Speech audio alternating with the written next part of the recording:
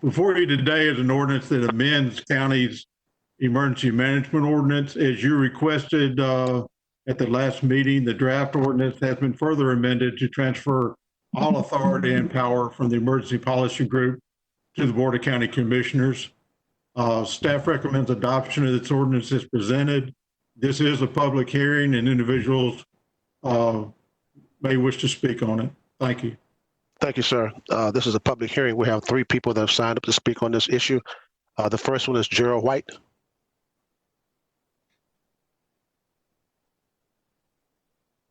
Gerald White.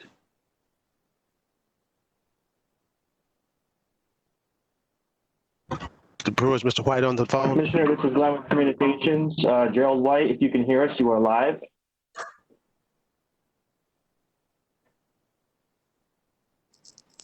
Sir, he is connected, but he is not speaking. Okay, we'll come back to him. The next speaker is Jason Kimball.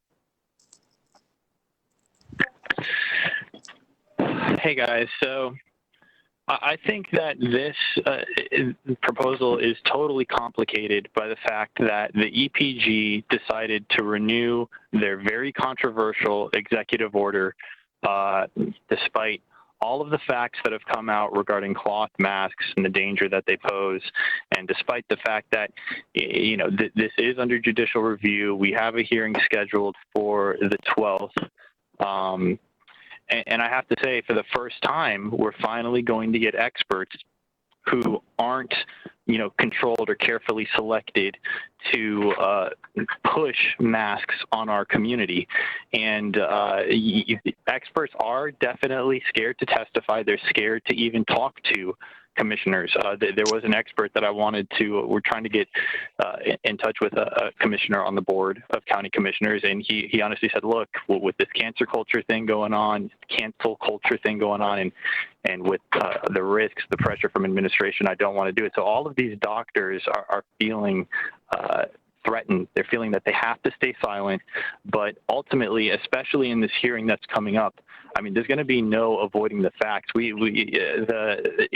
Representative Sabatini and Chris Ann Hall, they haven't even finished cross-examining the county's experts, and that's going to conclude on the 12th as well. And I just don't think it's going to end up being very good for the county if you retain this executive order from the EPG, which, as I've said, and I've told the EPG this, I think I mentioned it during the last BOCC public comment, cloth masks significantly increase the risk of infection according to the only randomized controlled trial that I know of. And I think it was even mentioned by a caller who called in earlier in the public comments. I don't know who she is, but people are finding out about this study, and knowledge is going to spread. And honestly, emergencies are supposed to be not a permanent measure. They're not supposed to, the measures to address emergencies are not supposed to continue on indefinitely. If you guys are going to retain the order and mandate masks for such a long period of time, you have to follow the correct protocols for approving a medical device and getting a medical device approved. And your experts don't have the study. The county attorney doesn't have the studies. Nobody has the valid evidence to put forth to mandate these masks for what you're looking to use them for, and mandating face coverings. So, guys, I don't know how to get through to you, but I'd say please do not mandate this until it's further investigated, until you have real valid evidence that masks are effective, that they're not dangerous. And I'm telling you guys, it's not out there. If it was out there, it would have been provided in front of the EPG all these weeks that the meetings have been conducted to renew the order. Thank you, Mr. Kimball. Your time is up. Thank you very much. Our next speaker is Diana Lott.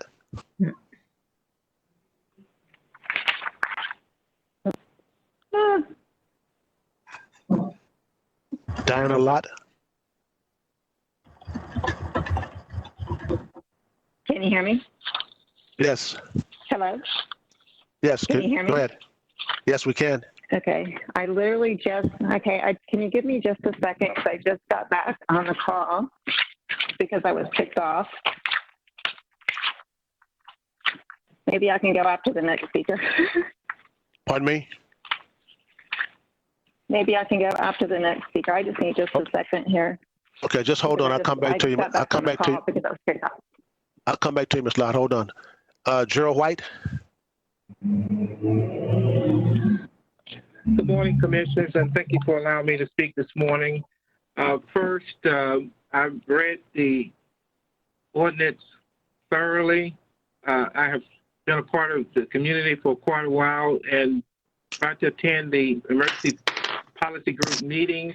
I understand the roles of the city of Tampa, the role of Plant City, and the role of Temple Terrace, and the role of the sheriff and the school board related to emergencies in Hillsborough County. And at first I was reluctant, but after reading the work of the county administrator and the county attorney and the end document by the sheriff of Hillsborough County, I support the ordinance as written to change the makeup of the emergency policy group.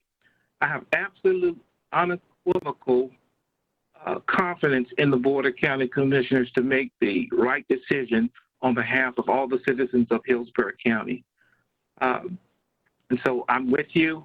I believe the citizens of this county is with the Board of County Commissioners, and I believe the mayors of the cities will be with you as well. I'd like to thank the sheriff of Hillsborough County, Chronister, for weighing in publicly, submitting his letter, a part of this document, and I'm confident that we will continue to move forward as a community. So I support this. I'm behind you 100%, and I believe the citizens as well. So we have a very, very talented team in the county, and I'm sure we will continue to manage emergencies in our community. Thank you, Commissioner Miller, for bringing this issue forward, and I'd like to thank the entire board for supporting County Commissioner Chairman Les Miller in this effort to make our community a better, stronger place. God bless. Enjoy the rest of your day. Thank you. Diana Lott.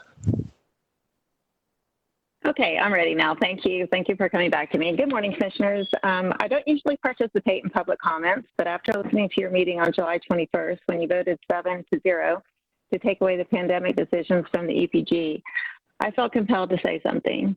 I could agree with the opening statement by Commissioner Miller that it was for legal reasons, that this group has more power with the law than the EPG, although I'm not sure that you will do what you will do with this besides finding citizens in a bad economy.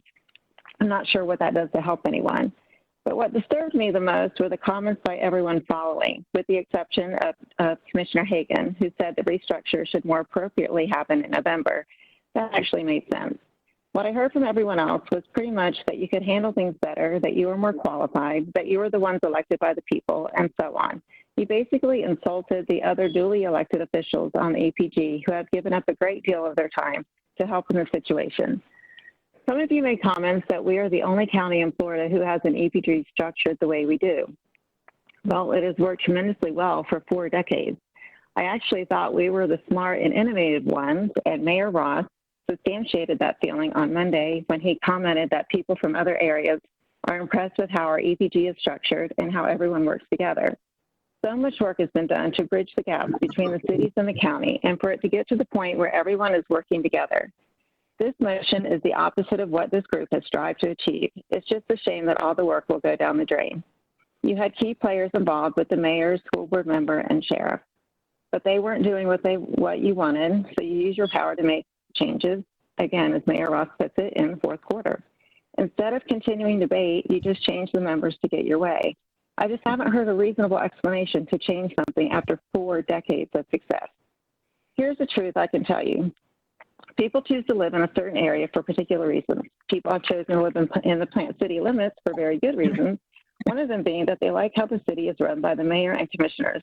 You see, I actually think it's very odd that a city with its own mayor and commissioners and police force are supposed to follow the laws that this body of commissioners decides on.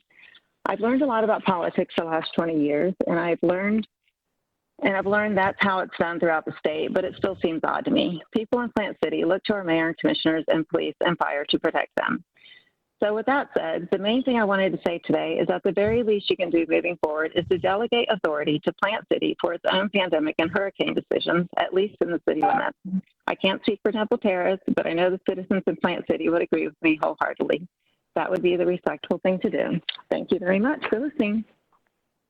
Thank you. There's our last speaker for D1. That closes the public comment section.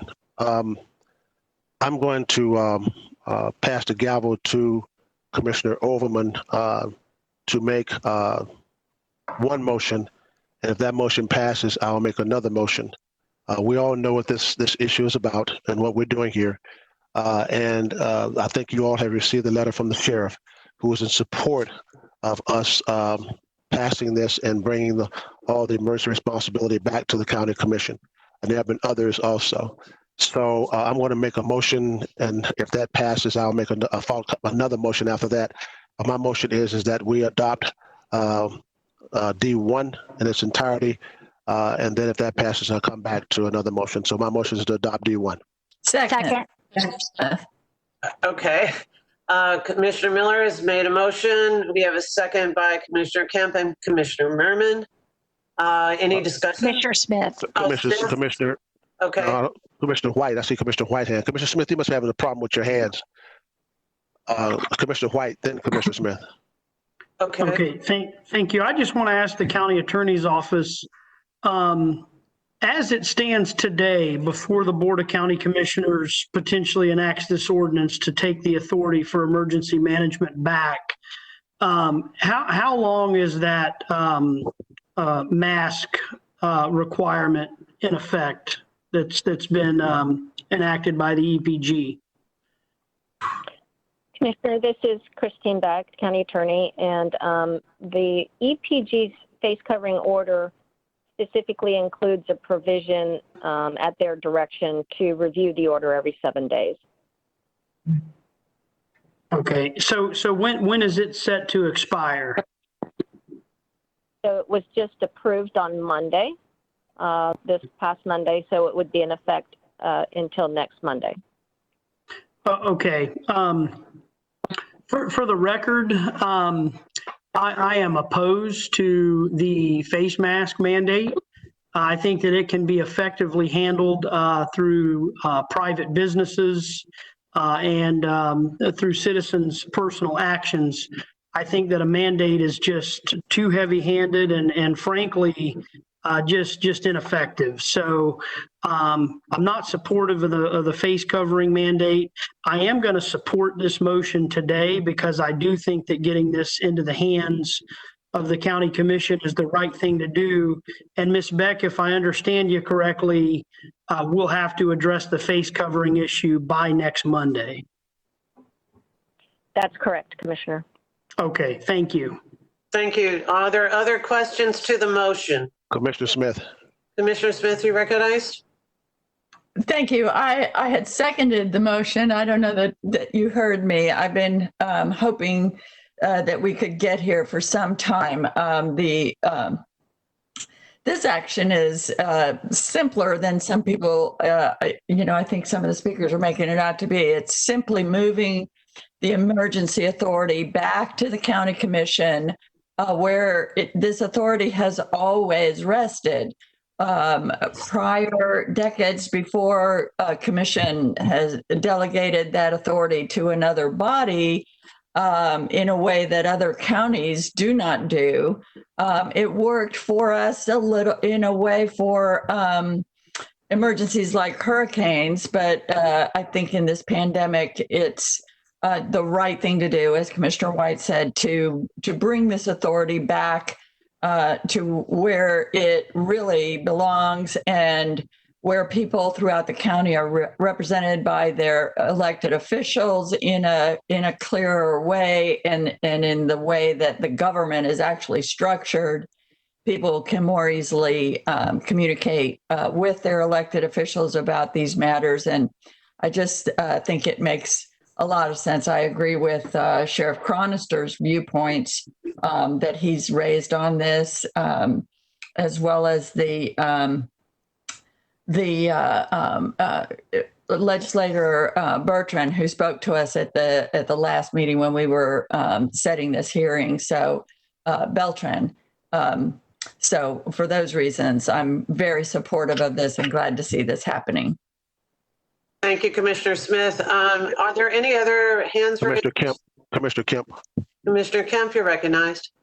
Thank you. I'll just be fast because I know we've had several discussions about this. This is the right thing to do. This is where 66 out of 67 counties in Florida operate this way. This is the way that we did operate for many years and then decided by just agreement, not even by we didn't even do it by ordinance. We just cooperated, which we can certainly always do and share. But we do represent the entire county. Every community within it is represented on this board by at least 4 commissioners. So there is precedence for doing this. It makes the most sense in terms of streamlining efficiency. It is the county staff that manages the emergencies within most of the county, and it just makes sense. And I think it's really important that this is being moved back. Okay. Any other hands raised before That's I it. comment and take roll call? That's Okay. it, Madam Vice Chair. Thank you. Thank you very much. Just since the inception of the Emergency Policy Group, our county has grown rapidly with a tremendous expansion in the unincorporated population. More than 2/3 of our more than 2/3 are of the 1.5 million are in unincorporated Hillsborough County. It's my firm belief that the BOCC is the best body to achieve the type of proportional representation necessary to ensure the interest of all county residents. We must continue to work collaboratively with our cities, school district, sheriff, all of the constitutional officers. And I have full faith in our staff and our Emergency Operations Center that represents all the stakeholders, all the municipalities, our law enforcement, fire rescue, our great teams, as well as the county staff. We'll continue to break down the silos to find solutions and coordinate our emergency response. This change, which changes our ordinance, will keep us in lockstep with other counties in the state of Florida. By making these changes, we ensure the funding that comes to the county to be distributed out to the various municipalities in our efforts. And the Florida state statute envisions the Board of County Commission as utilizing these powers to provide for the health, safety, and welfare of the people and the property within Hillsborough County during an emergency. Our county administrator establishes the budget as part of this group for emergency issues and allows for individuals to come make presentations. And I'm sure that our municipalities will have an opportunity to communicate with the board as stakeholders on their needs should they not be addressed at the Emergency Operations Center. And I will be supporting this motion. Thank you. Please take a roll call vote. Madam Vice Chair, before I take the roll, I just want to verify the motion was made by Chairman Miller and seconded by Commissioner Kemp. Kemp and Smith. And Smith. Kemp and Smith. Thank you. Thank you. Okay. Miller? Yes. Hagan? Yes. Kemp? Yes. Merman? Yes. Overman? Yes. Smith? Yes. White? Yes. Motion carried 7-0. Madam Vice Chair, just hold on to the chairmanship for a few minutes. I want to ask Ms. Beck. Ms. Beck, this now has to be transmitted to the state. Am I correct?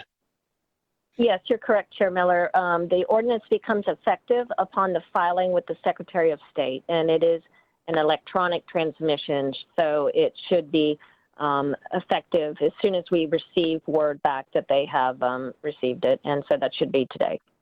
That should be today. Okay. I have another motion. The twice-a-week meetings that the EPG had put enormous strains and workload on our county staff and on the health department staff, Dr. Holt and Mr. Wagner. And I don't think we need to have those meetings twice a week now. I think that if we have those meetings once a week, on a Thursday, we can get all the pertinent information we need concerning this virus. If there's a need for us to do something, if the numbers continue to, the numbers start to rise, and we have a major concern, we can then call a special meeting. But the workload that we're putting on our staff and the health department staff was just enormous. So I'm going to make a motion that we have our first meeting starting tomorrow, which will be August the 6th at 1:30, and we meet every week on Thursdays at 1:30. That's my motion. Second, Commissioner Smith. Okay, I have a motion by Commissioner Miller. I have a second by Commissioner Kemp and Smith. Hagan and Smith. Hagan and Smith. Hagan and Smith. You can put Camp there too. Okay. Okay, Kemp too. Any discussion? Commissioner Smith, you're recognized. Yes, and thank you for bringing this together, Commissioner Miller. You know, I think when this pandemic was first coming upon us, it was really important that we have these forums of information on a ongoing basis. But now that we've reached this place, we really don't need to be using that public forum as much to inform ourselves and the public about the daily changes in the data, because our not only the state but our county is providing a wonderful dashboard that is updated in real time daily that everyone can go to. Our communications department is doing a really terrific job of keeping everyone in the county informed of the situation as things change, and we are all easily able to access that data in real time through all those channels. Certainly considering the burden it is on staff to put on these meetings and have the statistics presented in that forum are just the need for that is not the same now that we have that information so easily available. So once a week makes perfect sense, especially considering we can always come together, as Commissioner Miller said, anytime we need to in between those. So thank you. Thank you, Commissioner Smith. I see no other hands. Are there any other comments before we take a roll call vote? Seeing none, please take the roll. Miller, Yes. Hagan, Yes. Kemp, Yes. Merman, Yes. Overman, Yes. Smith, Yes. White. Yes. Motion carried 7-0.